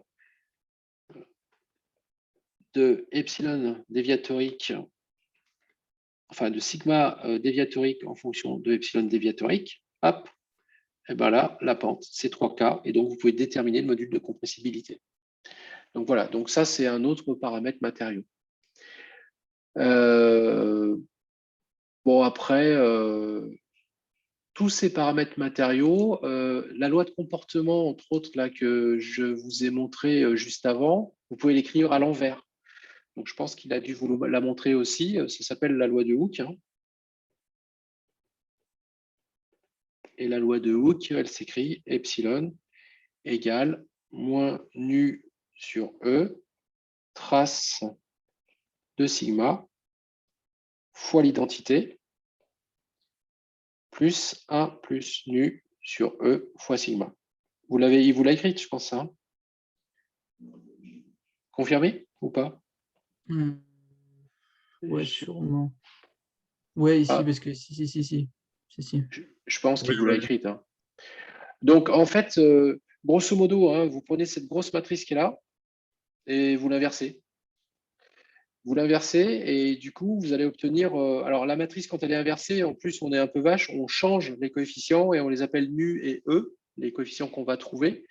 Et bien sûr, il existe des relations entre ces coefficients. Hein. Donc ça, vous avez, si vous tapez sur Wikipédia, par exemple, module de Young, vous allez trouver une palanquée de relations avec tous ces coefficients. Par exemple, vous prenez nu. Alors nu, ça s'appelle aussi le G, ça s'appelle le module de cisaillement transversal. Et ce truc-là, par exemple, il est égal à E sur 2 facteurs de 1 plus nu. Après, de la même façon, le coefficient de Poisson qui s'appelle nu, eh ben, il est égal à lambda, le coefficient de Lamé, divisé par 2 facteurs de lambda plus nu, etc. etc. Et puis, K, en fait, vous pouvez voir qu'il est égal à E sur 3 facteurs de 1 moins 2 nu. Voilà, ça c'est le module de compressibilité. Bon, vous en avez plein des relations comme ça. Et effectivement, c'est tout simplement parce que c'était trop lourd de garder les coefficients qu'on a trouvés dans la matrice inverse avec lambda et nu. Donc, du coup, on les a remplacés par d'autres lettres, donc entre autres E et le coefficient de Poisson. Voilà, bah, écoutez, on va s'arrêter là. Je vous souhaite un très bon week-end. Je ne sais pas si vous avez cours après, si vous avez peut-être MMEF après. Non? Ah, Célim. Non, on a eu. Vous avez CEDIM après. Bon, et ben, je vous libère maintenant. Alors, comme ça. Et vous reprenez à I15, c'est ça? Oh, je sais pas, peut-être à pile. Je crois que c'est plus à pile. Je sais pas, en fait, ça dépend beaucoup des profs. D'accord, ok. Ça marche. Est-ce que s'il y en a qui veulent rester pour poser des questions, je suis disponible. Hein. Il n'y a pas de souci. Et sinon, on se revoit la semaine prochaine, normalement en présentiel. Okay. Merci. Merci, au revoir. Merci à vous. Au revoir. Merci, au revoir. Juste, monsieur, est-ce que vous pouvez me expliquer pourquoi Neumann, c'est du coup des efforts